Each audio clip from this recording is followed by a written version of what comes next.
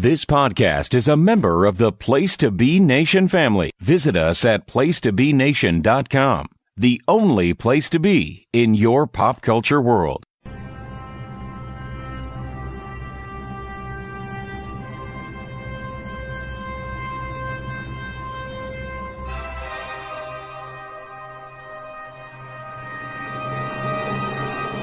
By popular demand, Place to Be Nation Wrestling returns to the Dirty South for Talk'n WCW, an episodic wrestler showcase designed to educate, evaluate, and entertain, with matches spanning the intimate stage of Techwood Studios to the heights of Space Mountain. Talk'n WCW presents the best, worst, and most surreal offerings from World Championship Wrestling. So cast your gaze to the Turnertron with hosts Jennifer Smith, Tim Capel, and Greg Phillips. Place to Be Nation. Hi, my name is Jennifer Smith. You're listening to the 4th episode of Talk'n WCW. And I'm here with the Jerry Sags to my Brian Knobs. His name is Tim Capel. How you doing, Tim? Jenny, I'm doing great. And I would rather be nothing but the Sags to your Knobs. I mean, for something that's so pure and innocent, it just sounds so filthy. And that's what I'm all about, babe. Right. We also have the dog to our Finlay's, or our Brian Knobs's, and that is Greg Phillips. Greg, what is up tonight? Woof, woof, I'm the DFG. You want some? Come get some. You don't like me? Bite me. Best or worst catchphrase of all time? I kind of like it, honestly. I'm gonna go with the best worst. Yeah, kind of is. Well, and that's in keeping with our theme, because, Greg, you are on deck for tonight's show, Talk'n WCW. You chose our wrestler, or as it turned out, wrestlers. Who are we talking about here? Well, for the very first time here on Talk'n WCW, it is my pleasure to bring to our listening audience an episode dedicated to a tag team. And in particular, in my opinion, WCW's greatest tag team, Rick and Scott, the Steiner Brothers. Now, these guys are huge for me, guys. The older I get, the more they grow in my esteem when I go back and look at these matches from my childhood. So thank you guys for indulging me in my love of all things Steiners. It turned out to be my pleasure, for sure, because I kind of have a new crush. Now, imagine I was that. Gonna say, can we even guess which one? I don't know. I don't know. What do you think? Ham cubes or Shoney's? Yeah, I mean, fucking school board. Yeah, school board, yeah. School board or ham cubes. School board and ham cube. You have eclectic taste, so... Well, yeah. Any guesses? Let's see. I'm going to take a wild guess and say Rick. That is accurate. I was going to say Rick, too. It's the dad bod, right? It's the headgear. The headgear.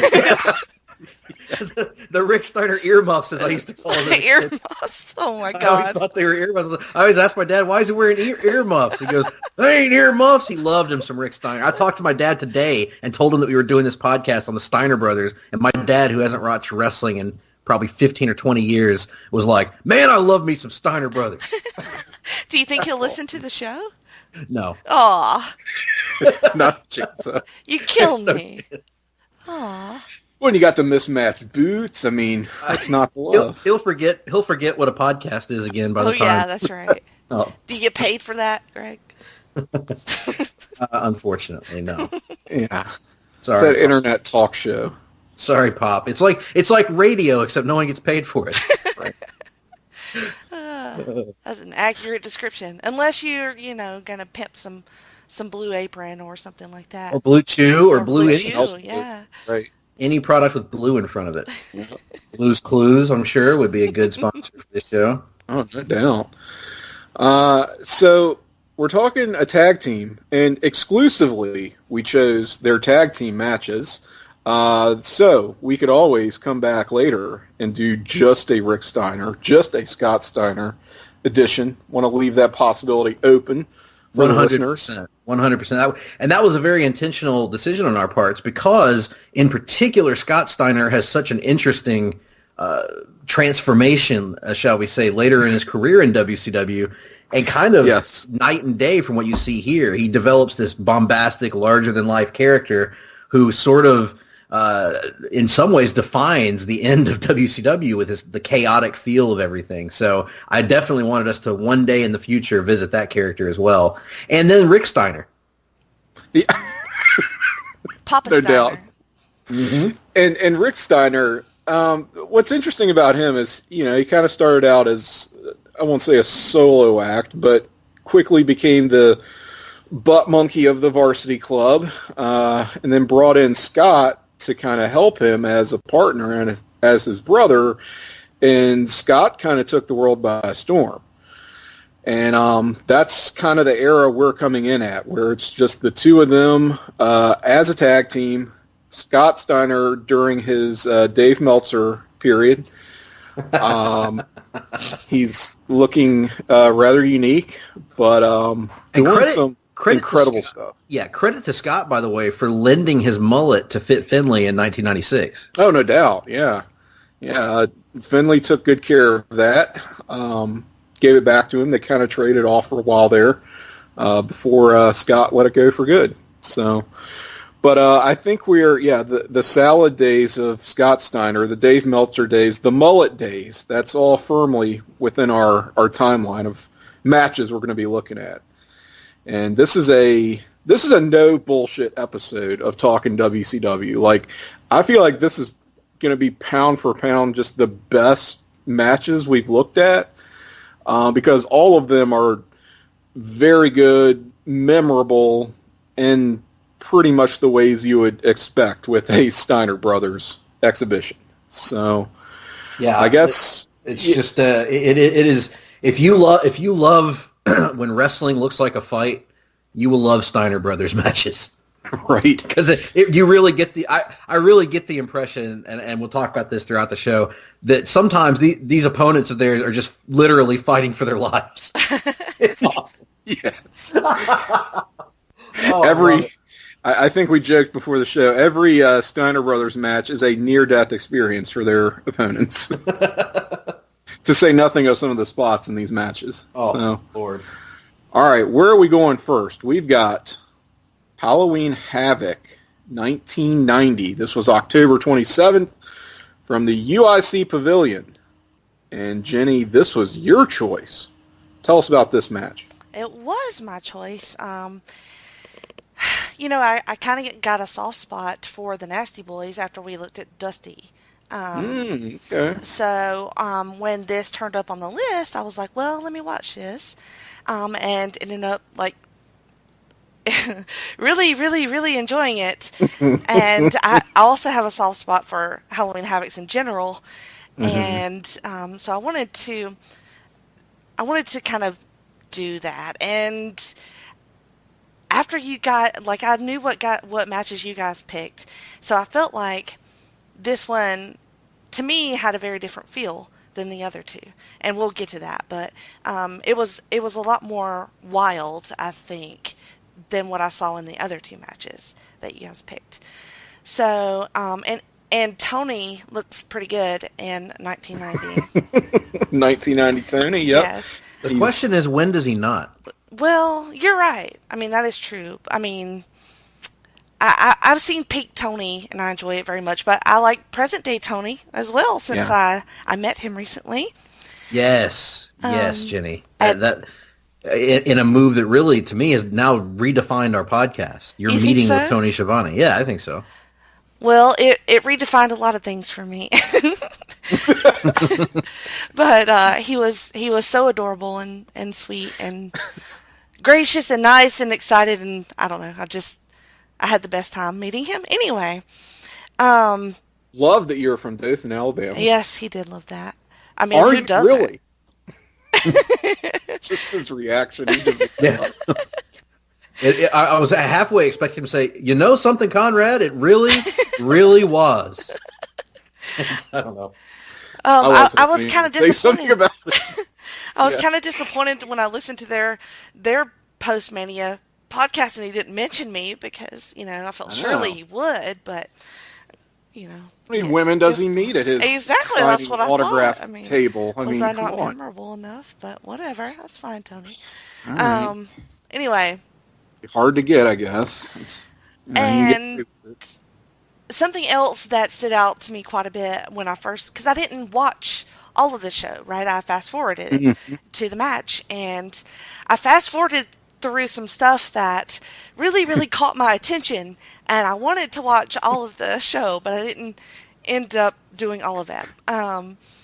So I love the look of this, set and the ring, because it has a red, mat, which I don't think I've ever seen. You don't really see, yeah. Yeah, I don't think I've ever seen that before. And then the set was just so, oh my God. It looked like a high school production.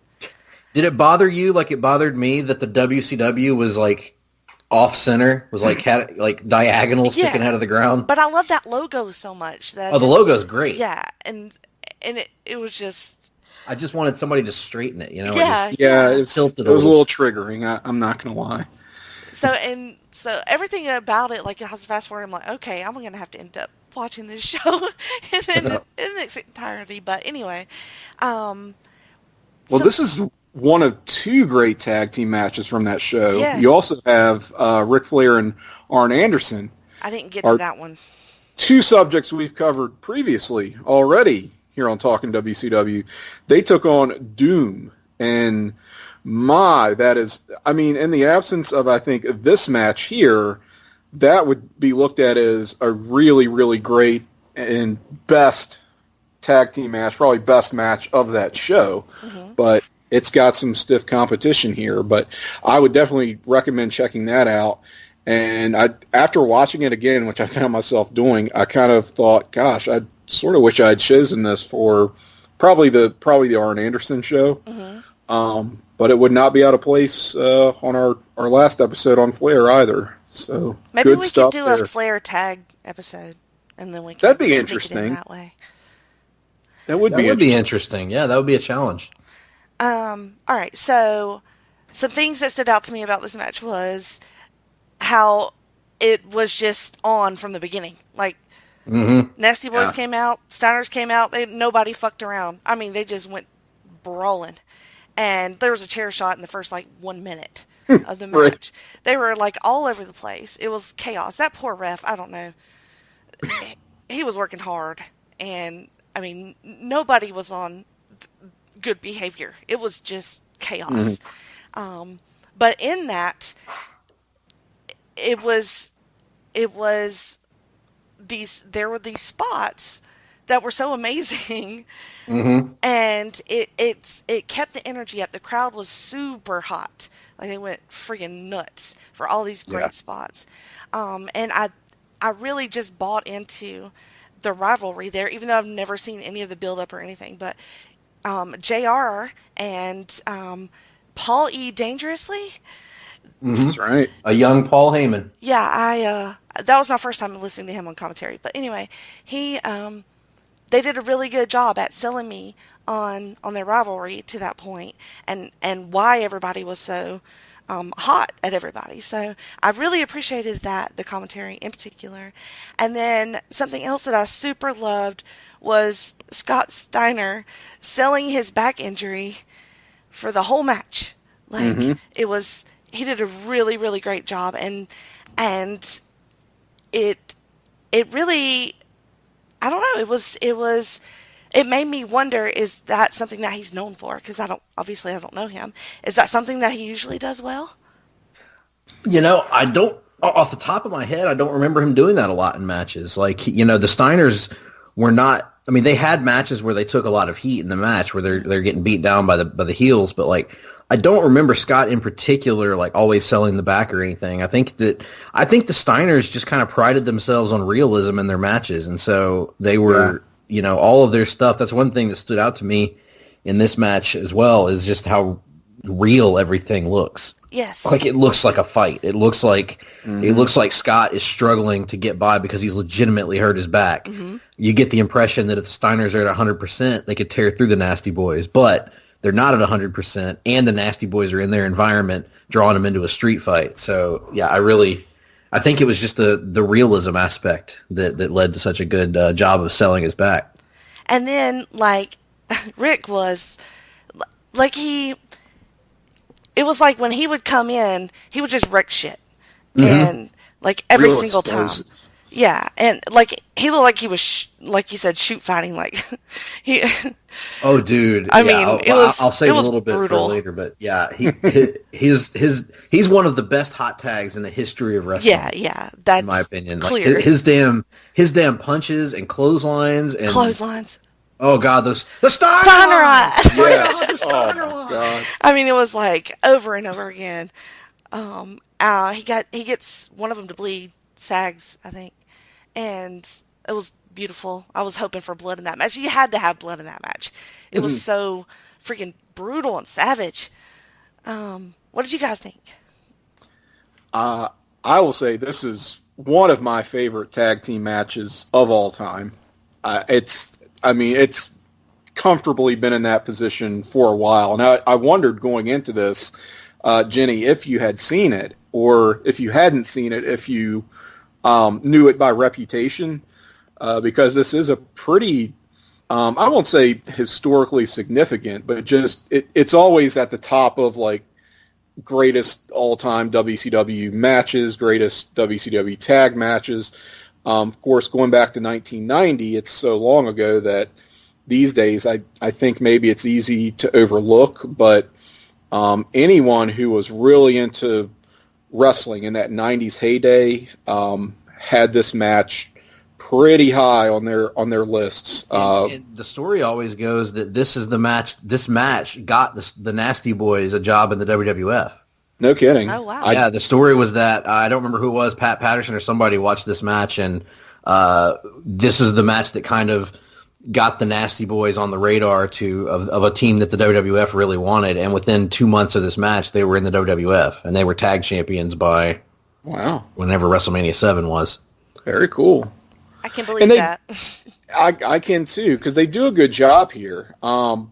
They're getting that heel heat primarily in on Scott, cutting the ring off, making those quick tags. They don't have a lot of impressive offense in their own right, but they're doing their jobs kind of as ring generals, which has got to be difficult in a Steiners match where their thing is to be really dominant, to kind of squash dudes and get all their shit in, hit all these high impact moves, which they do here, but it has a flow and a rhythm to it where they're kind of coming up from behind, as the baby faces, drawing that, sympathy heat like you want to see, and it just works so well here. They get that spike pile driver. Oh my God. On Scott at one point. Oh, that was so dirty. Yeah, so dirty, and that leads to Rick coming in to break it up with the chair shot on Sags, which turnabout's fair play. It sure is. Which, number one, you don't see a whole lot of that kind of aggression, that ruthless aggression from a face, especially of this time period. But that leads to the Crimson Mask of Jerry Sags. And I don't know, he might have gotten busted open hard way there. They're talking about that's the thing too. JR and Paul E were selling that so well on commentary, talking about scalp laceration, which I don't know if there is or isn't, but pretty damn convincing to me. So. Yeah, it wouldn't surprise me with the live rounds they were throwing out there. I know it, and you can also just really tell when JR and Paul Lee are just into a match and into the dudes in a match. Like, they're going to be marks for the Steiners. They're getting more into it, and that love really comes through in their commentary. So that boosts it even that extra notch. Of course, you got all the great Steiner double team spots, the Bulldog. Was this the debut of the Steiner Bulldog? Because the Paul Lee treated it like it was. It may very well have been. This is so early in their run. I can't recall another example offhand of them using it. Maybe some of those late '89 tag matches. I don't want to say for sure. I know where the Frankensteiner debuted, but where was that? That was at Clash 9 in their match against. Well, I don't know that he actually really got to finish with it there, but there was a promo before the match where, like, they're talking about their childhood and their family and just all this weird shit, and that Rick or Scott was watching Frankenstein on television, and he just decided he's going to do this move, and it's going to be called the Frankensteiner. It was like, what? But it's just this really funny promo from Clash of the Champions 9, where ultimately that move gets named, and we really see it here. Took the world by storm. It won the Wrestling Observer Move of the Year for like 3 straight years or something like that. There you go. The when you're talking about the sort of the double team moves, we're talking about the Bulldog. I remember before this, they had been using a few times, especially on the Samoans, they would use the same setup, but they do a DDT out of it, which was somehow even sicker. Yeah, I've seen them do that in '89 and '90, and it's just nasty. Like there was a Steiner versus Jobbers match from like WCW Worldwide in like early 1990 that I watched on YouTube maybe 6-7 months ago, and those poor guys, like, it is just, there's like, they do the damn, the Frankensteiner, the belly to belly off the top rope, all these crazy double team moves, and then they finish it with the freaking spike DDT out of the elevated position. And I was like, well, you did. Yeah, who the hell would want to take, like, they had to have just been like, somebody must have told them, look, for as innovative as you are, Scott in particular was really innovative. I think he liked coming up with just these crazy moves and was like, no, I'll prove it. I can do it. And it's like, nobody's going to want to take that. No. Like, he also had that. We kill somebody. Scott also, we didn't see it in any of these matches, I don't think, but Scott also had that Randy Orton in him where when he hits a really cool move, he almost breaks character and goes and celebrates with the fans that he hit it. You know? You know what I'm talking about, Tim? Where he'll do this like crazy like mark out for himself. Oh, absolutely. I remember when he started doing that double underhook power bomb, and he would hit it really nice, and he'd pop up and just go to like the ropes and just start pumping up the crowd and stuff. And it was definitely that sort of Randy Orton thing. But yeah, this match. You did see that move in this match too, or in the early goings. Yep. He hit a really flush double underhook powerbomb, which was very awesome. He throws Jerry Sags with a belly to belly off the middle rope all the way across the ring. Yes, just nasty stuff. But yeah, it was such a great match. Like, credit to the Nasty Boys too, because they're a team that I don't really give much credit to historically. They were never like. I liked their whole, when I was a kid, I liked their bit in the WWF with the pit stop and all that. Mm-hmm. But like, I never got into them as a legit team. I never bought them or thought they were great. But looking, and I still don't think they were great. But looking back on it, when they were in there with the right opponents, they could be really good. Yeah. And I think the Steiners are perfect opponents for them because the Nasty Boys are best when they're put in a situation where they're having a fight with somebody, you know? They're not going to do as great if they're in like a traditional, quote, wrestling match. And they did do all those Southern tag spots that you were talking about, Tim, the heat spots, but it's all through that prism of the Nasty Boys brawling and occasionally sneaking in a chair shot here or a gouge of the eyes there or a spike pile driver here. And they could take all of this crazy punishment that the Steiners like to unleash on people. I really liked all the chair shots in this match. Oh, they were sick. They were sick. Yeah, this was an awesome fight from top to bottom. And like you said, Tim, it's got a great reputation and well earned. One of the things that I wanted to bring attention to while I'm thinking about it, about Rick Steiner in particular, I talked about him being one of the best hot tags ever in wrestling. But like he is, and it's funny that I was mentioning Randy Orton in comparison with Scott Steiner. Another Randy Orton comparison with Rick Steiner. Amazing punches. Yeah. He might like. I thought about that when I was watching this. I watched this one the other night, and Rick is in there, and when he's throwing these punches, they are believable as hell. And maybe that's because they were legit. They were, yes. On them. But I don't get the impression that he's like Vader, where he's just like breaking people's noses with it and stuff. Like he's throwing just convincing punches that like that look like they're being thrown with ill intent. And I've always thought that same thing with Orton as well. That like they're punches that look like they're doing damage, like they're intended to do damage, and without actually being intended to do too much damage. And so he's just a master of that, man. Like I could watch Rick Steiner punch dudes all day long, especially if the dude has the gall not to fall down after the first punch. Yes. Lord have mercy. Just tease off on him. I could watch him punch dudes. I could watch him clothesline dudes all day as well. Yeah. The damn that Steiner line. Oh my God. The way he would just, it's like a pop-up clothesline. I don't know. Yep. I do not know how else to describe it, but man, he clocks knobs with that and just bounces his ass across the and that torque that he gets, he'll pop up and he'll like twist his hips just a little bit to get that velocity on it. Oh my Lord, so good. And then the finish here with just a picture perfect Frankensteiner, just a wonderful match. And the match doesn't end with the bell, right? Because we get the Nasty Boys are not too happy about taking this loss, so they jump the Steiners after the match. And then it seems like everything's hunky-dory. Rick Steiner's been beat down, but Scott goes and does a fired-up promo about how he's going to take out the Nasty Boys. And here comes not Scotty Flamingo, not Raven, but Jerry Sags dressed up as a concession stand worker who annihilates Scott Steiner and sets up a beatdown from the Nasties. Yes, you could be forgiven for thinking otherwise. But it just keeps going. We get like a kind of a mini concession stand brawl here. Yeah. Why don't they do that post-match interviews anymore? I super love those.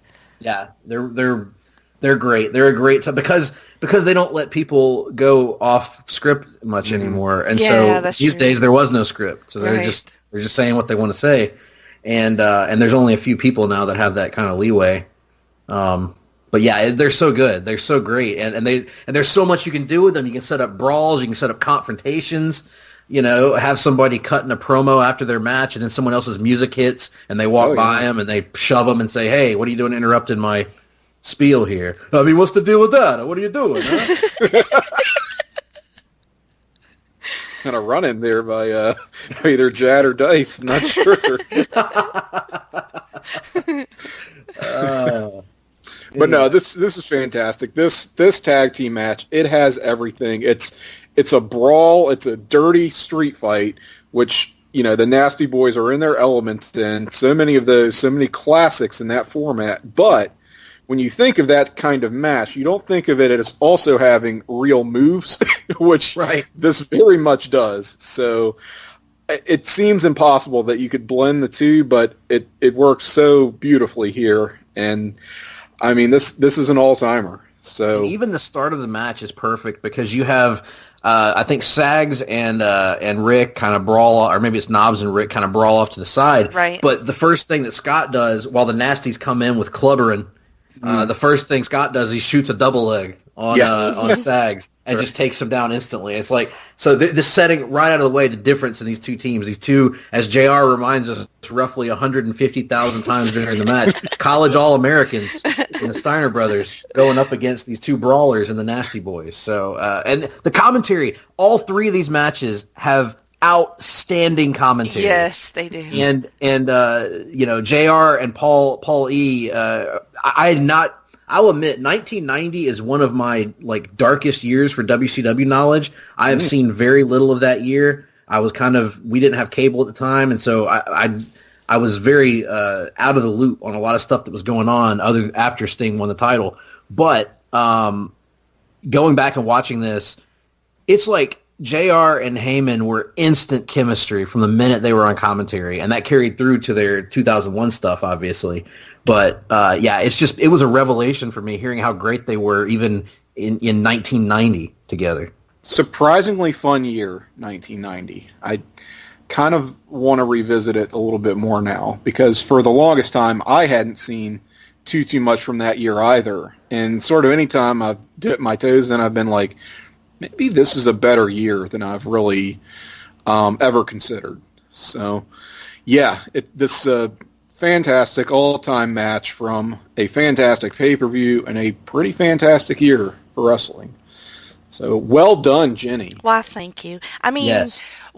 I think on shows past we have said things like we try to do. We've said some of our matches have been a little bit more obscure, but that doesn't mean that's not the first thing you'd think of. Right, maybe. But that's not what we're doing ultimately on our show. No. We're not trying to shed light on things that are obscure. So, and things that are popular are fair game for what we're doing.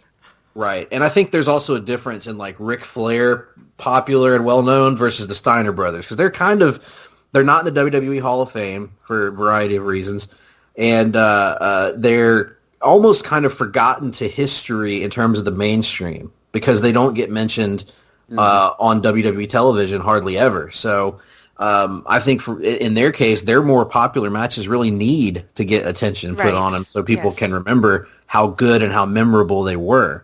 Because if it weren't for Scott being somewhat of a maniac, they probably would already be in the Hall of Fame. So, but I love him for being a maniac. So yeah, I mean, plus it's not like this match has gotten talked to death. No, and even if it had, it's one out of 3 matches we're going to be talking about. Right. So totally fair game.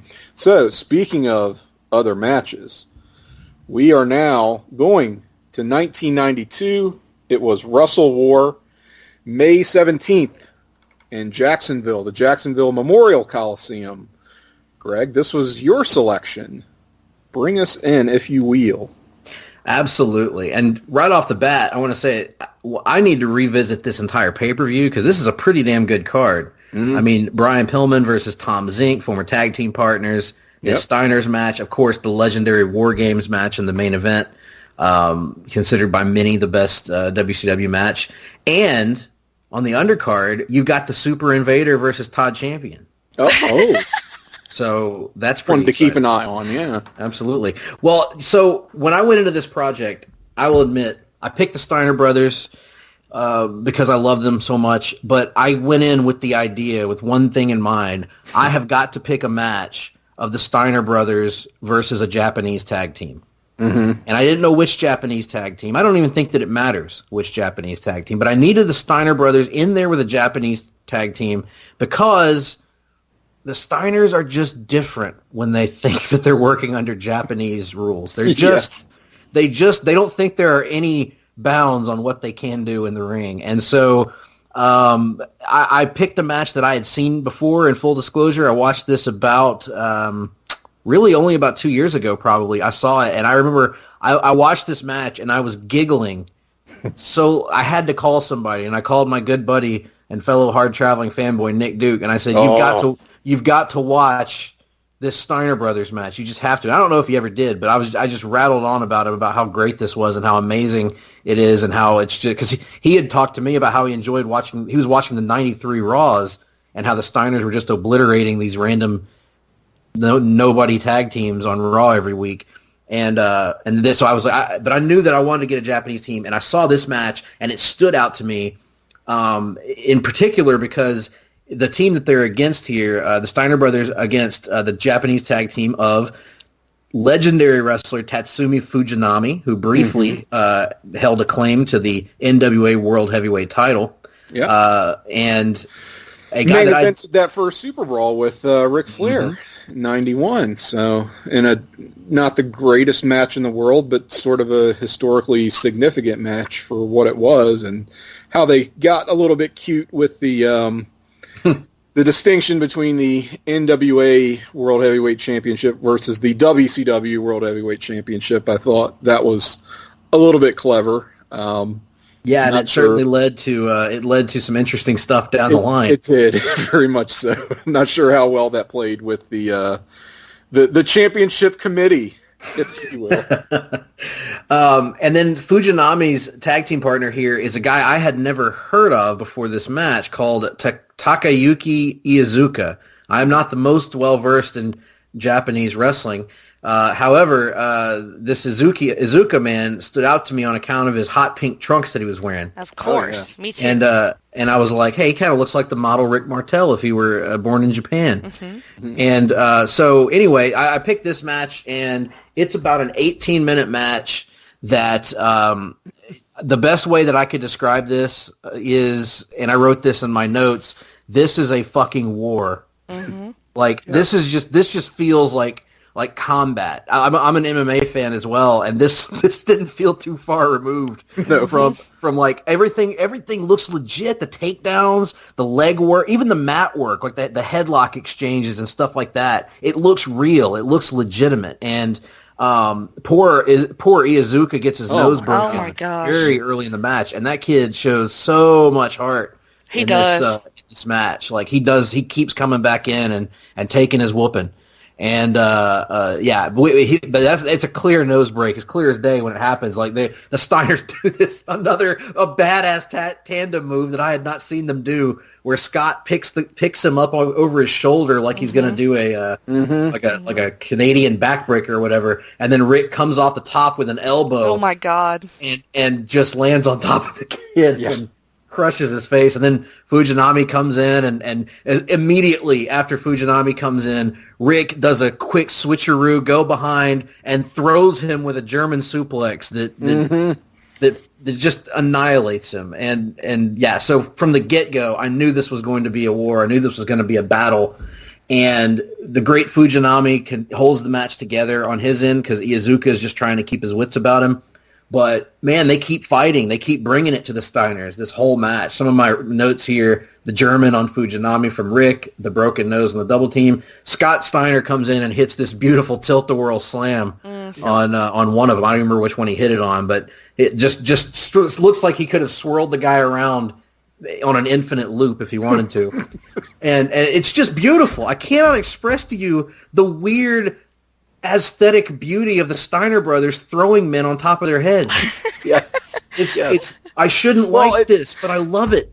Including throwing themselves on top of their heads. Oh yeah, they'll take as good as they give, no doubt. One of the strangest looking spots I have ever seen was Scott early in the match comes in, does what it looks like it's going to be a setup for a fall-away slam, but then he thinks he's going to do a moonsault, I think. Yes. But that's not going to work, so he just ends up dumping himself on his head. Yes.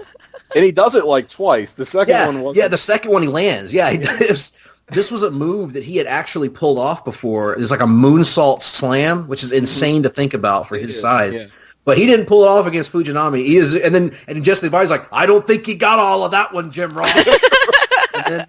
And then in comes Iizuka, and he grabs him, and he hits it, and he goes, he got all of that one. I know exactly what you're talking about.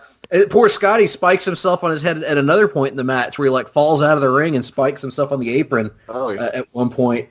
But then a spot that isn't a Steiner's original, but is one of my favorite tag team wrestling spots, because the first time I ever saw it was in another one of my favorite tag matches, the Hart Foundation versus the Brainbusters. Tim, you might know the spot I'm talking about. The double top wrist lock, backflip out of it, and double arm drag both guys. Yes, awesome. And then that's so funny about that. It's a double Japanese arm drag, and it's literally a Japanese arm drag. He's arm dragging Japanese dudes. And then the beauty of this one is they actually extend it beyond just that, because the sequence is, as I recall, Scotty does the backflip out of it, double Japanese arm drag. Both Japanese guys get back to their feet, try to double clothesline him. He ducks it, and as the guys turn around, Rick flies off the top with a double Steinerline. Yes. Awesome wrestling. And then I wrote again, what a war, on my notes here.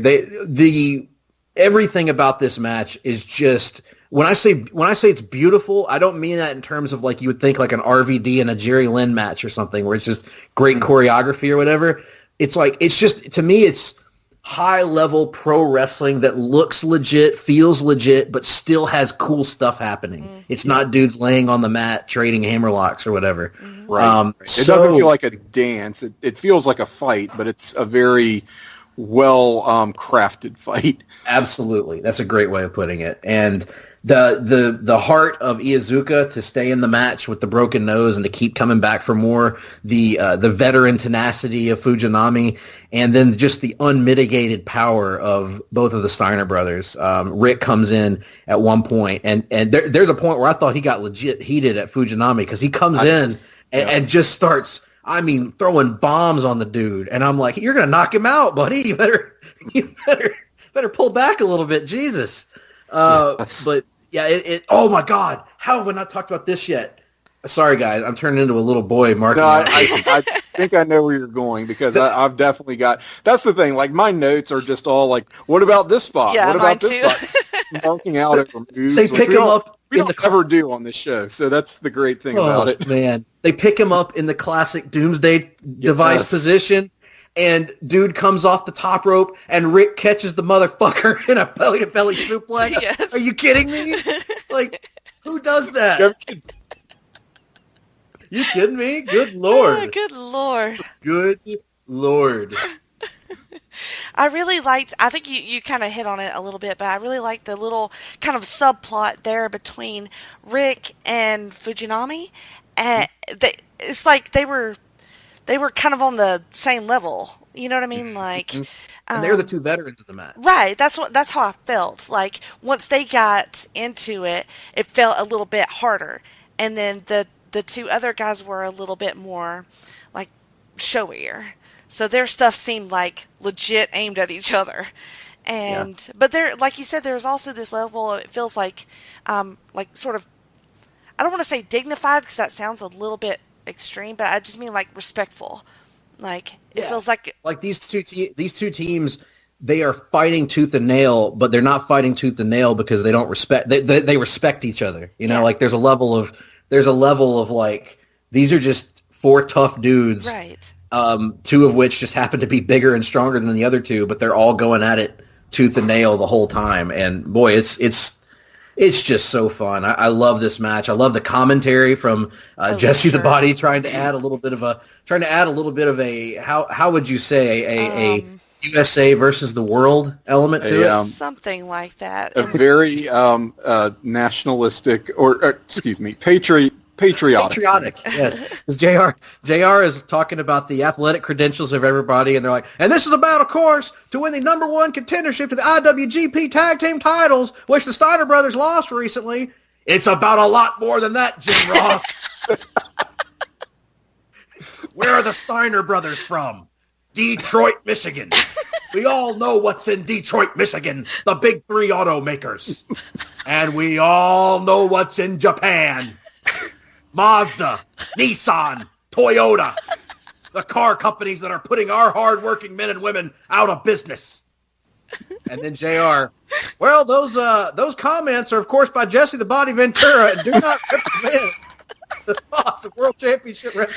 You know, JR and Jesse could kind of be like oil and water at times, but there's a certain... I don't know. When it didn't work, you could tell it didn't work because it was just like JR probably not feeling it and not wanting Pretty to... much ignoring everything that Jesse says, yeah. Yeah, just no-selling everything because, I don't know what their personal relationship was like, and I won't speculate, but it just seemed like JR wasn't game for a lot of it. But here, it kind of just complements the match because you get different perspectives. You know, you have Jesse as a true color commentator here, and JR, of course, giving it that real sports kind of feel where he's talking about, because this is the #1 contendership for the IWGP Tag Team Championship, we should mention. And the Steiners were already WCW World Tag Team Champions. Mm-hmm. So, there's a lot of that background. There's a lot of that going on. There's a lot on the line here. and the Steiners wanting to really cement their name, cement their reputation on a national stage. So you get all that from JR, and from Jesse, of course, you get the Nissan, Toyota, and Mazda line. Sounds like a conspiracy to me. And we can't. I never knew that. This is where our buddy Todd Weber would come in and say, I'm going to go down and check this out. Hold on. Right. This is like, I watched this one directly after the Nasty Boys match. And it just felt so different, you know? Mm-hmm. And then later on, I found out the next match, it felt even more different. Yep. So I'm like, how many looks do these guys have? Like, is this how it is? This is how it is. This is how we live now.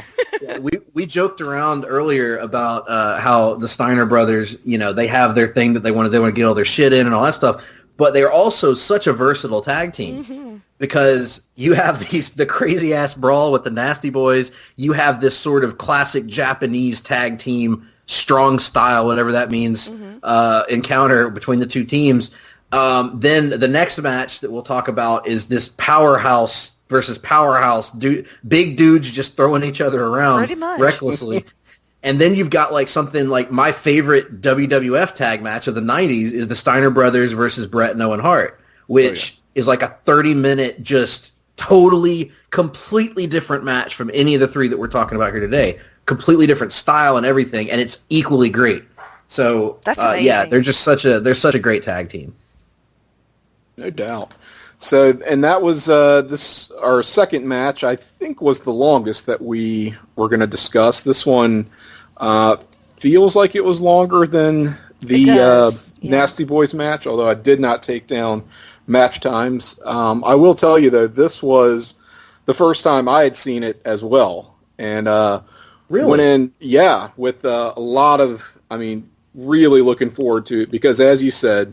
The Steiners getting in there, mixing it up with the Japanese team, a switch just flips in them. It's like they think they're, in a Japanese ring in the Tokyo Dome, what have you, just in front of a different audience and catering their style to that. I thought it played really well here. Izuki is in there to, I guess, kind of take the the more impactful moves. Good Lord. Yeah, and he eats the pin as well, which you expect. I don't know much about him in terms of his back. Is he like Fujinami's young boy or something? Like, yeah, his what now? I don't know. How do we explain this concept? Do we want to explain the concept of young boy, or do we want to just let Jenny keep imagining what it might be? Yes, please. Every show, y'all teach me something amazing, so this is it. Oh man. So, and I'm not even sure if I can adequately explain. I'm not either. We're just kind of out of our element. Our element. Yeah, my understanding of the young boy system is like an apprenticeship of sorts. Okay. So when a wrestler starts in a Japanese organization, in this case New Japan Pro Wrestling, that young wrestler is kind of on the low end of the totem pole. So they're forced to clean the rings and set up the rings, and they have to sweep at the dojo and all that stuff. Mm-hmm. And they're assigned to a mentor or what have you, as I understand it, and work as what's called a young boy that will go and they will corner them. They'll like give them towels. They'll, presumably massage them and take care of their needs after the match and all that. Right, and wash them. They wash them, rub them gently, pretty much whatever you need them to do, Caress them intimately, yes. Absolutely. Order Chinese takeout food for them and take it to their room and see what develops, But Netflix and chill together. Absolutely. Or in those days, Betamax and chill. Laserdisc and chill. Yeah, they and so eventually how it works is once the young boy is there for a while, he's wrestling on like the low card matches and stuff. But once he's there for a while, he'll finally start getting matches, and then eventually he can become his own man and sort of it's a way of earning respect and also learning how to wrestle, essentially learning all the basics. So and then have his own young boy. That is fascinating, and it is. It's a totally different culture. I feel like I need a young boy right now, so Well, don't we all? I wonder if we could incorporate that into American culture somehow. He's a nice-looking young man. Young man, yes. Tony was a nice-looking young man in the show as well. Tony was okay. Is this Hachi peak Machi Tony? for sure. Is 1992 peak Tony? When I saw him, I was like, Yeah. "Fuck." No shit. I was like, "Oh my god." This is when I think of like Beach Blast era Tony. He was Yes, blondish. He's He had, thin. He's tan. He's got the little pretty blonde highlights. Yeah. Oh. yeah, it was, yeah. Mm-hmm. He's confident, you know. He stands up to, you know, he's not with- afraid to stand up in his interviews, you know. He's with fucking Eric Bischoff, so it makes him look 10 times better anyway. The salt is strong. God, I hate him. Mm-hmm. I love your hatred of Eric Bischoff. I'm glad, because I think it's real and soothing. it's true. It's my most deepest emotion that I've ever felt. It's hatred. Not a fan of Eric Bischoff is one Jennifer Smith. Back to you, Tony. Very good. What? God, what else? God, what else? What else? So I think that's going to do it for this match. I right. loved it. Me too. I was going to say I was surprised how much Fujinami was really game for in this. He Like was. you wouldn't expect him to sell and take those moves like he did, but and he doesn't do the bulk of it, but he's still mixing it up in there. So credit to him. And yeah, this was this was a delight. I was very pleased on first viewing, and I think this is one I'm going to come back to a lot when I just need some comfort food. You know, Yes, that's what I've done with it. I've watched.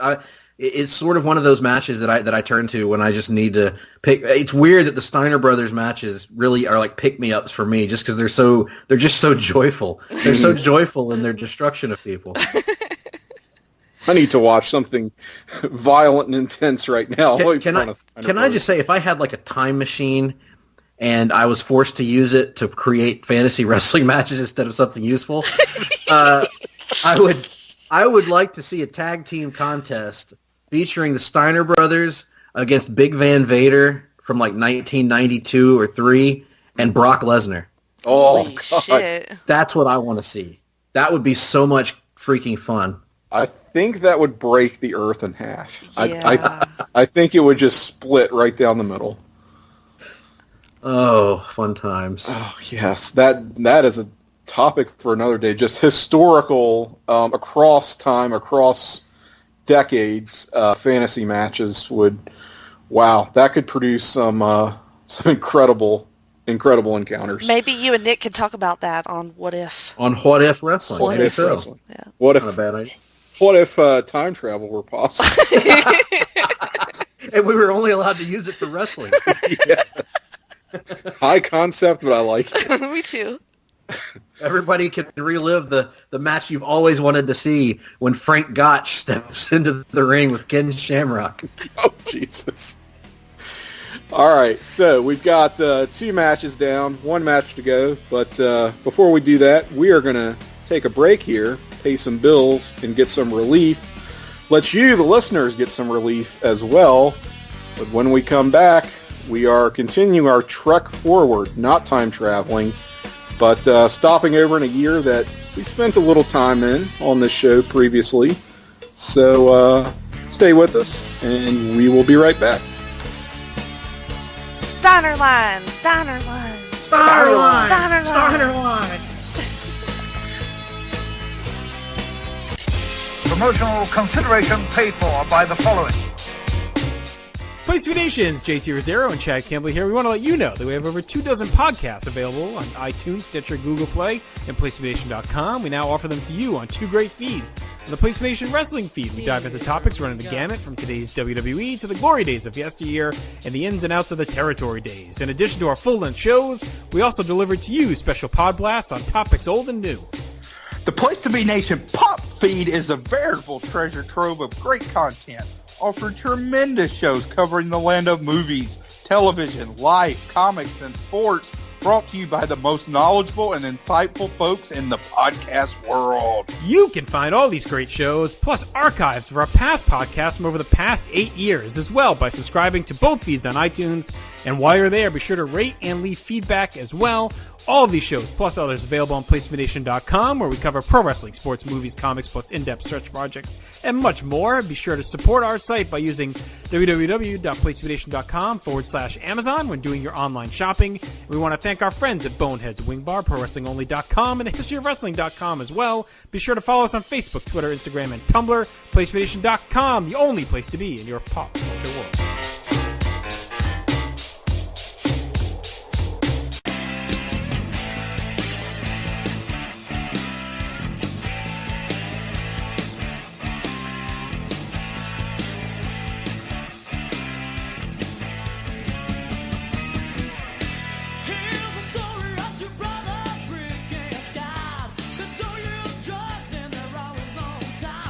Place to Be Nation Wrestling. Welcome back to the toast of the town with the tastemakers. We are talking WCW. I am Tim Capel, here with the girl with all the gifts, Jennifer Smith, and the man with the plan, Greg Phillips. Before we get back to live action here, we have some moving and shaking going on in the land of Place to Be Nation. And Jenny, why don't you start us off with the Place to Be Nation podcast feed? What's been happening lately? Well, on the amazing Place to Be Nation pop feed, Russell and Sam dish about the classic Empire records on a new 90s to Nothing, which I fall in the category of loving that movie, but that's okay. Okay. And then you and I, Tim, talked to JT, Justin, JR, Rosero to relive the magic of WrestleMania weekend in New York City in a very fun episode. Oh, JR, you say? Ben Morris and Russell Sellers talked the first half of 1970 in a new Marvel Age Masterclass.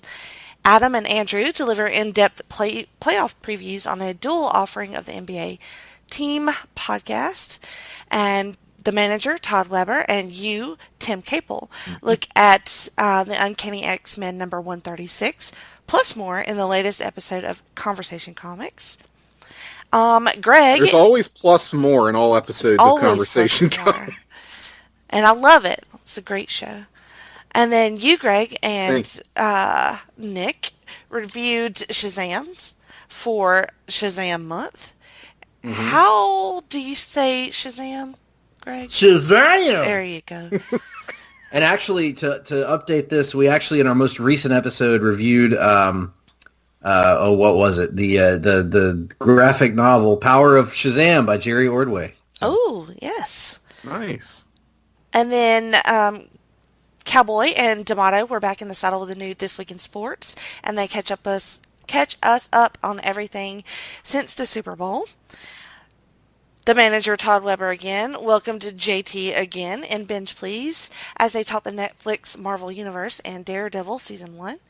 The manager, Todd Weber, also joined by also stopped by Laughing Theater with Andy Atherton to talk the movie Swingers in a very fun episode. Yes, and Jenny, also I wanted to let the folks out there know about a special project we have coming up here at Place to Be Nation Pop. What you got? Well, that project is, we don't have a name for it, but it's a giant-sized edition of our podcast. It'll be coming up at the end of May as we, the Hard Traveling Fanboys, wrap up our long-running Hard Travelers for Hire series. So this has been our series of podcasts where we look at the Marvel Cinematic Universe movie by movie. We started with Iron Man, and we have worked our way all the way through, leading into the main event, the coup de grace, if you will, which is, of course, Avengers Endgame. And to commemorate this occasion, we are going to be joined by past guests around our MCU journey for a retrospective look back at the highs and lows of the Marvel Cinematic Universe. And we want to hear the opinions of all the listeners out there, too. So after you've seen Endgame, please send in your full ranking of the MCU movies from 1 to 22. all 22 movies in the MCU ranked according only to your favorites and what you like the best. Send those to nickd@placetobenation.com, one of the 2 loneliest email addresses on the internet. I was going to say, what is he going to do when he starts getting actual email there? I don't believe Nick has logged into that account in 2 years. Oh, right. So it seems really good that we're going to use this as, a basis as our for this. Calculating figure, That yes. seems The well full thought out. composite... Look at that. All of the listener votes got thrown out somehow. The full composite rankings for Place to Be Nation will be revealed on the show. So get your ballots in to make your voice heard, and please vote Ragnarok high just so I can hear Nick's reaction. Also, Ant-Man. Trolling. And Ant-Man, yes. And Ant-Man. And Infinity War, if you want to really get my goal, which I don't think will be a problem. And Doctor Strange, if you want to get mine. Kind of mine, too. I'm somewhat in the middle on that one. But very handy that the month of May has 5 Wednesdays. So this will be a fun 5th week event. Yes, sir. Yeah, and our panel for that, I guess I can go ahead and reveal. You two will both be on our panel alongside Russell Sellers and the manager, Todd Weber. So this is going to be a fun and frivolous, undoubtedly, look back at the trials and tribulations and joys of this amazing thing that Marvel has created. We're the elite tastemakers of the comics world. I think we are. I think we are. We are certainly we're no Dave Meltzer. I'll put it that way. Well, no, or Brian Cronin. Okay. I'm going to tell you about what's been happening on this very feed, the Place to Be Nation wrestling feed, where you are hearing this show. You can also hear the premiere episode of Making Towns with Friends. That is Steve and Rich exploring what could have been if a Money in the Bank match had occurred at every single WrestleMania since inception, which... Wow, I'm just thinking back to some of those early 80s WrestleManias and the talents and the caliber of age and work rate involved. I want to see Big John Studd in a Money in the Bank match. Here you go. Let's do it. Dino Bravo, Money in the Bank match. Red Rooster. Yeah, so good on Steve getting in on the spin-off game. I mean, Right? This show being a spin-off of Talk'n Pop, that being a spin-off of Songs with Friends that he does with Kelly on a quite frequent basis. So, congrats to Steve for his new show. I'm looking forward to their next show, which will pit people that hate each other against one another, called Making Enemies with Friends.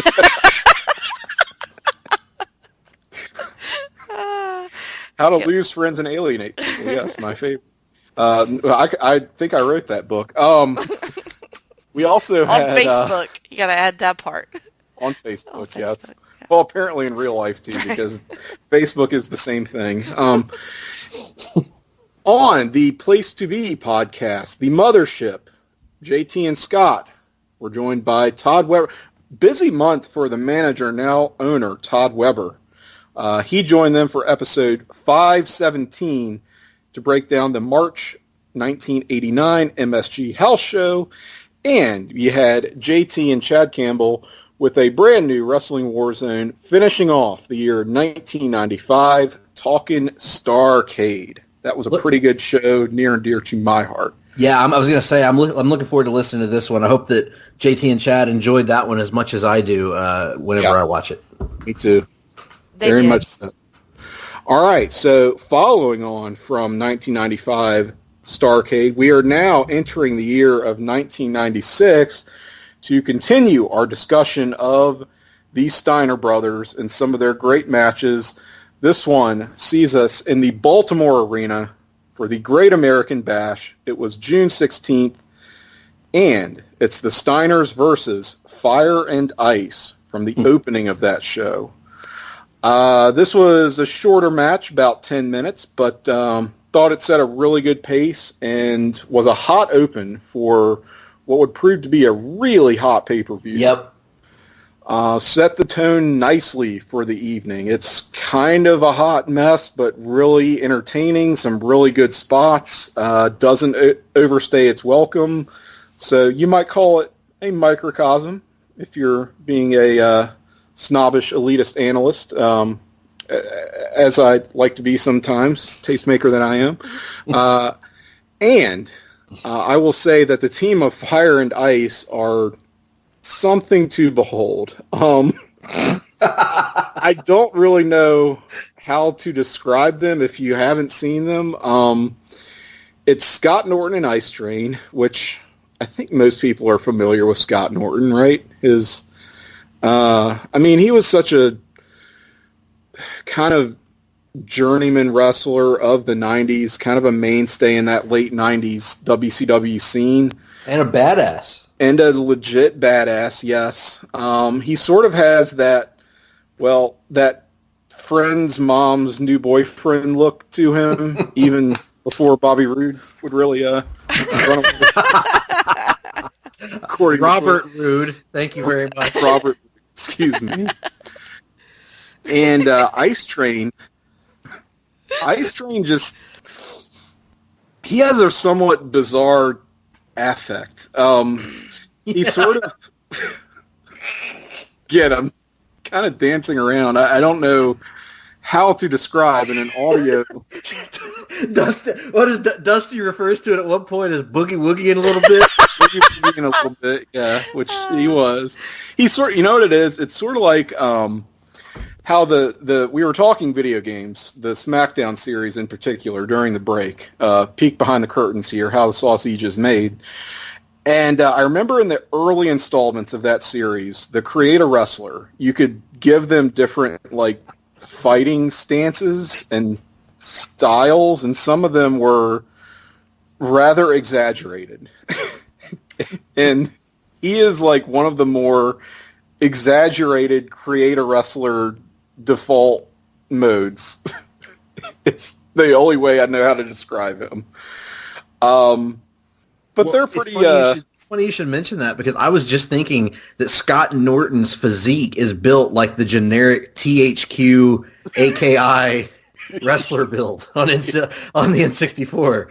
Like it's this weird like barrel chest, but like almost like a flat torso, you know?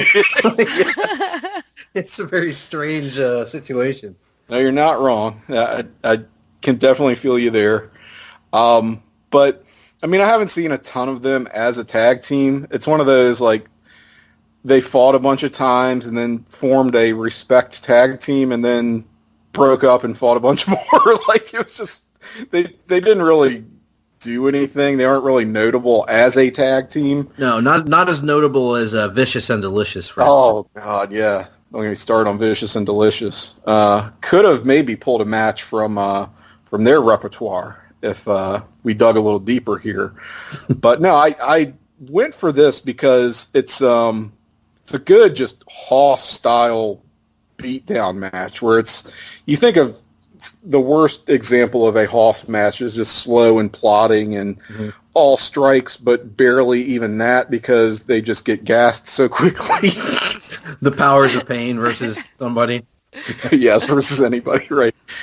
But this is like just total opposite end of the spectrum where it's Hosses, but they're throwing each other around, clubbering, high impact stuff, and just going for it. A lot of energy, a lot more than you would expect from men of this size, let's just say. Mm-hmm. But yeah, it's a little bit, I call it a little bit sloppy, but in a good way. Right. You know, there's matches, there's moves that don't really look as tight, as flush as you'd really like them to say the least. But it just sort of plays into how these two teams are approaching the match and approaching each other. And it's another one where pretty much everybody gets their shit in. Even though it's, just a little over 10 minutes, there's a lot packed in here. Certainly that double team offense from the Steiners. We see that Bulldog once again. We see Norton using his shoulder breaker finish. which that was terrifying to watch. Is terrifying. Terrifying. Yes. Because if he's off by just a centimeter, Scott Steiner's head is getting spiked into that canvas. Yes, your head's splitting like an egg. And he does it twice, which leads to actually a really great spot because Scott gets a blind tag when he's up in that second shoulder breaker. So turns out to be a hot tag to Rick. And yeah, some good stuff follows from there. There was also, I was really impressed by Norton pretty much getting Rick up in a virtually deadlift powerbomb. Like, I don't know how that did not also end disastrously. Flash Norton, from what I understand from people that have talked about him on podcasts and stuff, is like one of the most freakishly strong individuals that has ever been in wrestling. And that powerbomb of his has always looked really cool. He pops it off. And it was not with that same sort of snap that you normally see from him, because I think Rick was sandbagging him, but he still got him up for it. Finishes with a really ugly-ass Frankenstein. Oh, my God, yes. Yeah. So this was the part of, this was twofold here. One is Scott Norton trying to do a front flip. Number two is this is the part of Scott Steiner's career where, if you look at it, he is noticeably bigger than he was 6 years prior or 5 years prior. He's bulking up, and there's a point in his career where he gets so large, so I don't want to cast any accusations his way, but he gets so muscular of course. that he can no longer perform the Frankensteiner with the level of accuracy that he once did, and it actually becomes a dangerous move for him to do, because he's the one that's in danger of breaking his neck doing it. And there's some close calls in this era of the Steiner brothers. Yeah, and even in his early days, it was a kind of risky-looking move the way he would do it. Like, I mean, he could make that rotation, but only just. And now that he's, shall we say, a little bit more top-heavy, that is a dangerous prospect. But I think part of what made the Frankensteiner such a cool-looking move is just that guys almost weren't sure how to take it. Like, do you try to do a front flip, as you said? Do you take it almost more like a DDT? Like, and I think part of that confusion was what made it look so impressive. Absolutely. And the fact that a guy of Scott Steiner's size, even before this, could actually do it was incredible. Yeah. This is such a hoss battle in the best I would love, the commentary is great here with Tony and Dusty. It's amazing. Lord. But wouldn't JR have been just in his element calling this kind of a match? Just like Steinerline, for God's sake. Yeah, so good. And one of the things that stood out to me in this match is Scott Norton very nearly dies at one point, because Scott Steiner picks him up on a deadlift on a T-bone suplex, and it looks like Scott Norton is not wanting to go. And Scott just says, "Fuck it." Don't want anyway. And throws him. And Norton lands he just barely rotates enough to not land on the top of his head. Yeah. It's terrifying, but yet in that, like you said, in that sort of like, okay, nobody got their necks broken in this match, so it's all good. Right. It's like, it's fun to watch. They just throw each other. This is the best Ice Train has ever looked in his career, and I watched a lot of Ice Train matches in my days of obsessively watching WCW Pro when I was a kid. And this is the best he ever looked in a match. And Scott Norton was impressive as hell with some of it, even his agility. There's one part in the match when Rick Steiner like gives him like a schoolboy out of the corner, and he like rolls through it and pops to his feet and clotheslines him. And I was like, that's pretty impressive for a guy that wasn't known for his agility. And just the Steiners just throwing people around and taking it as well as they're giving it, because Ice Train and Norton certainly throw the Steiners around plenty too. I don't want Scott Norton chopping me in the corner. I know that. No. God, no. Even with his tongue stuck out in that weird way he would do, like he was trying to thread a needle or, bait a hook or something. I'm curious what Jenny thought about weird this one. touches, like, yes. Certainly Jenny has never encountered the tag team combination of fire and ice before. I don't believe I have. Wouldn't think. But I will have to admit, when I got to this part of the show, I squealed as soon as I saw Tony and Dusty together. Mm-hmm. Cause Dusty in that red leather jacket. yeah, oh my god. I mean, even like right in the right before they even get to the match, he said something about birds up their butt. I mean, I paused numerous times to just die laughing. I just, I can't, and I go into this sort of like weird, like, I equate it to like a church trance. Because, you know, sometimes when you go to church and, like, the preacher's preaching, like, you're absorbing it, but it's like you sort of float off in this other dimension. And, like, I feel like Dusty just preaches. And that's what I do when I listen to him. He had you speaking in tongues with that silver tongue of his. He preaches the gospel of wrestling. He does. And it's just that weird feeling that I get from him. And then visually, I'm watching these guys, and they're all just fucking huge. And I'm like, yep. They look like just literal, like, dinosaurs or something. Just like something. Yes. It's so, like, primal. And it was just, I don't know. It was just so, I didn't feel like much of a story from it, really, even though I think that's what set it apart from the other two matches that we watched, because it had just a different feel to it. It wasn't super heated like the Nasty Boys, and then it wasn't super, like, technical like the Japanese guys, so it just felt like this other just Godzilla, King Kong sort of thing. No structure. None. But just trading bombs. Right, yeah. And then this Dusty, just lyrical masterpiece on top of it. It was just a surreal experience, honestly. He says something like, Tony ain't never been hit on the elbow. Yeah, he never been hit on the elbow? Is it right there on that funny bone? It paralyzed you. I died. It knocks off your equilibrium. But he calls it like an equilibrium. Yeah. Knock out your equilibrium, and then he ends it with, and then it comes back. I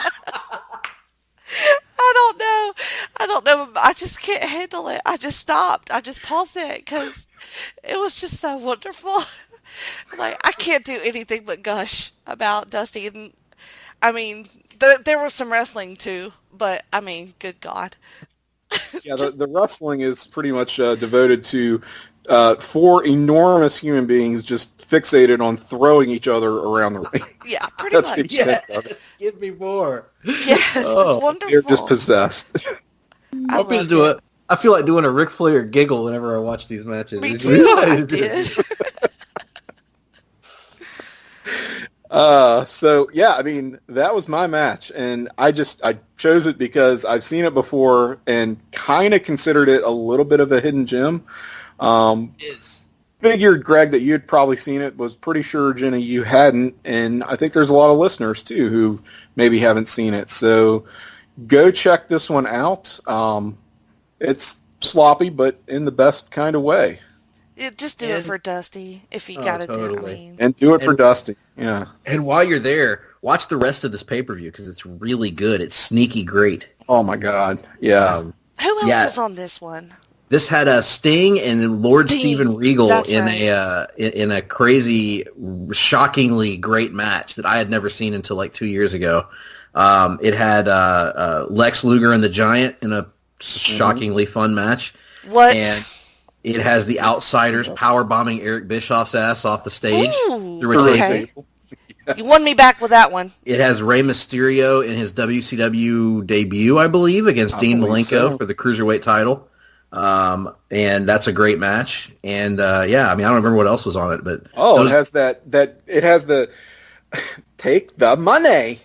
Oh yeah, that's right. Mongo and Kevin Green versus Ric Flair and Arn Anderson, where Mongo betrays his friend Kevin Green, and he and the lovely Deborah join the Four Horsemen, and along who were managed for one night only by Bobby the Brain Heenan. Yes. I submit my last pure great Horseman moment. I mean, I know people say, well, what about the 98, September Nitro, Flair's comeback, Greensboro. Yes, great moment. More of a Ric Flair moment than a Horseman moment. Agreed. To me. I think is just the Horseman as a going concern. This was like their last really great moment, great angle. Yeah, together, cohesively. Yeah, because yeah. There were so much the Horsemen when you get to 97 and you have Flair and Piper running around doing stuff, and you have Benoit feuding with Sullivan for what felt like 10 years. Yeah. And you have who else? Mongo. Jeff Jarrett doing whatever. Jeff Jarrett, good Lord. Good Lord. But instead of talking about Jeff Jarrett's WCW run, let's talk about how great the Steiners were. I know. Getting back here, what a team. And this is really just looking at a 6-year time span. Think about that. And just the best, again, pure pound-for-pound matches I feel like we've covered I agree. On this program. Me too. I mean, we've talked some great matches before, but up and down the show, this is just 3 different matches that all deliver in their own killer, ways. no filler. So, and what's crazy is we didn't even include what might be the best Steiner Brothers WCW match, which is the Steiners against Sting and Lex Luger from Super Brawl. True. Yes. Yeah, that's the main event to that Super Bowl. Yeah, it is. Yep, it was at that time. I remember. Now that's one match because I mentioned that I missed almost all of 1990 WCW once after Sting. No, Flair Fujinami was the main event. Oh, that's right. Yeah, you're right. This was 91. I'm thinking 92, which was Sting and Luger 1-on-1. Yep. Yep. For the title. Yeah, but I remember like this match with the Steiners versus Sting. I didn't give a shit about Flair and Fujinami. Nobody did. But like. Everybody was buzzing about this match because you didn't see babyface matches like that at the time. Mm-hmm. And we were getting the most popular tag team against the 2 most popular single wrestlers in WCW. And when I finally watched the match, when I rented the VHS from Blockbuster or wherever, as a kid, I was just blown away by how crazy. It's another one of those, like, it's like 11 minutes or 12 minutes or something like that. But there's no rest holds. There's nothing. It's just, they're all just trying to kill each other. It's great. Yeah. And this, of course, includes none of the WWF run of the Steiners. Mm-hmm. That gap between matches that we had here. We went from 92 to 96. That's a pretty long period there where they are just kind of out of the picture WCW-wise, but still doing great things in the WWF and around the world. So, man, there's a lot that this team has to offer, and we could do a sequel on them. We could do just Rick. We could do just Scott. I mean, possibilities are there's another like delicious. Kind of honorable mention match. They have a tag match against Vader and Mr. Hughes, I believe, on a Clash of the Champions in like 91 or something like that, and that's an amazing match. And then that pretty much this wouldn't have made this show because it's not that great. But like just the other night, I was in the mood to watch more Steiner Brothers and Nasty Boys, and for some reason when I typed that in, the YouTube search brought up an 8-man tag from '96. Oh, sure. And it was get this lineup of teams: Public Enemy and the Road Warriors versus the Steiner Brothers and the Nasty Boys. Holy shit! Whoa! And what is? It's crazy. I have and the weirdest part is all 4 teams appear to be baby faces. So even the Nasty Boys? Even the Nasty Boys at that time, yeah. So they're all like they're all faces, and of course the best part is when the Road Warriors and the Steiners face off because the crowd just loses their shit and don't know who to root for. They're chanting LOD, and then Rick tags in and they're doing the dog chant, and it's only 10 minutes long, but it's just 10 really fun minutes. From a time, I would say, Tim, I don't know if you would agree, kind of an underrated time for the WCW tag team division. That early 96 when you have, Public Enemy, Nasties, Steiners, Road Warriors, also Harlem Heat, Sting and Luger. That was a pretty fun time. I remember a lot of fun matches. The Blue Bloods, yes, the Blue Bloods. How now, Brown Cow?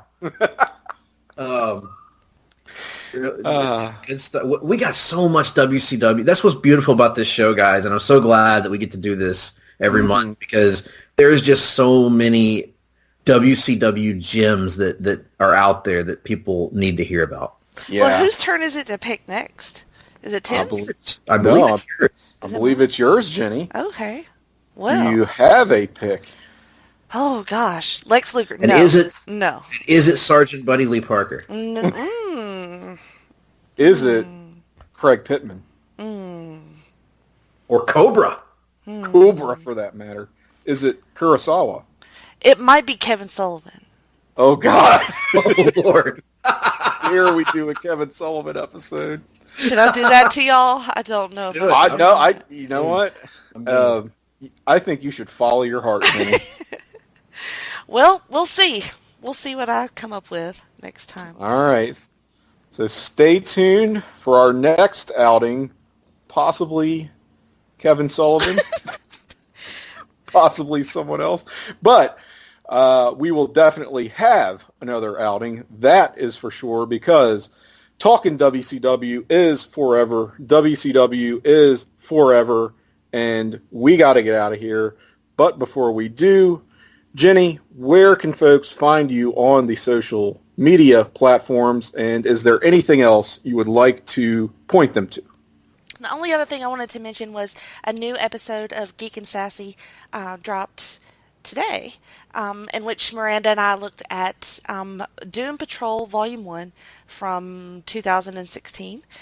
And then if you want to talk to me about that or anything related to Dusty Rhodes or the Steiner Brothers, I'm on Twitter at JennyCruz2814. Excellent. Greg Phillips, where can people find you on social media, and what would you like to promote? Well, people can find me on social media on Twitter at G Phillips. That's GPHILLIPS 8652. Yes, it's quite complicated. And if you're quite simple. Yeah, and if you're logging on the weekend of April 26th, there's only a 33 2/3% chance that you'll find me on Twitter. However, if you combine that with Kurt Angle's chance when he's added into the Twitter account, then you've probably got somewhere around the lines of a 77 and 4/5% chance. So keep that in mind. That was a fraction and a percent. Well done. and some of that math. Yeah.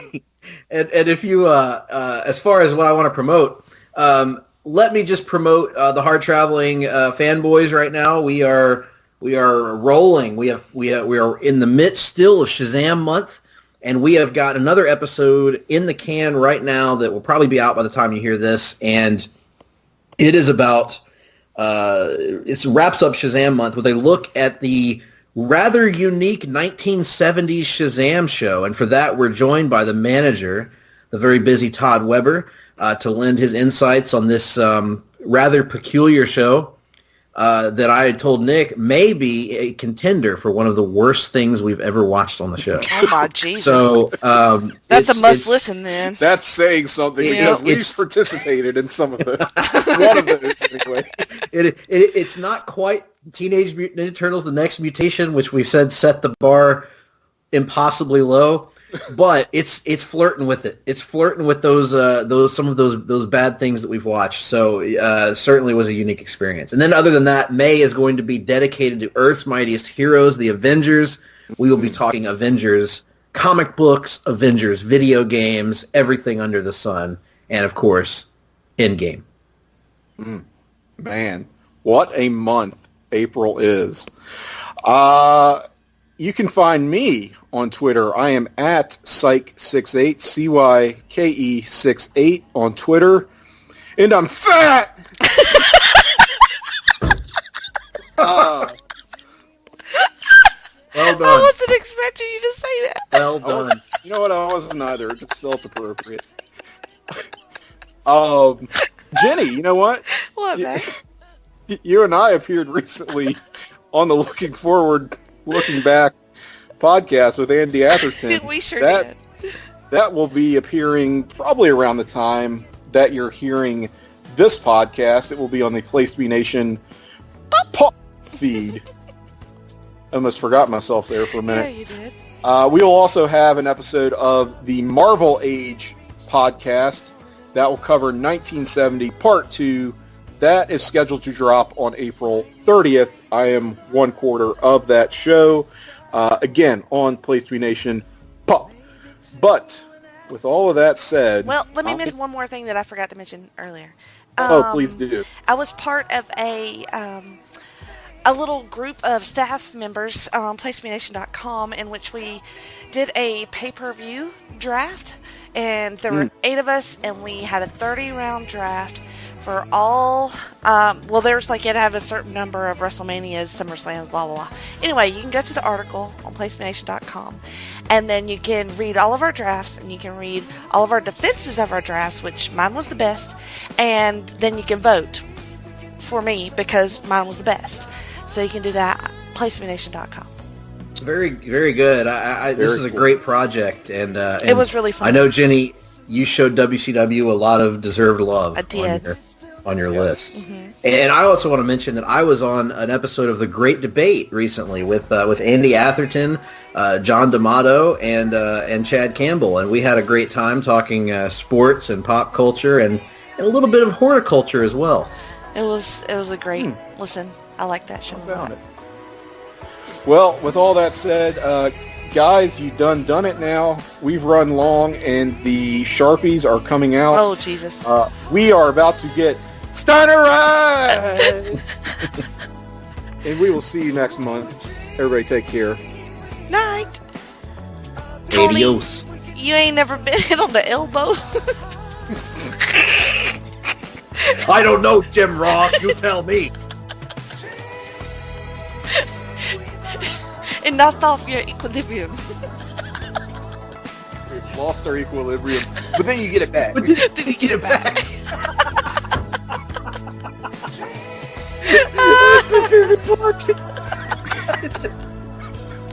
You're thinking it's going to be this giant, like, match-changing strategy. Nope, you get it back. Nope, you get it back.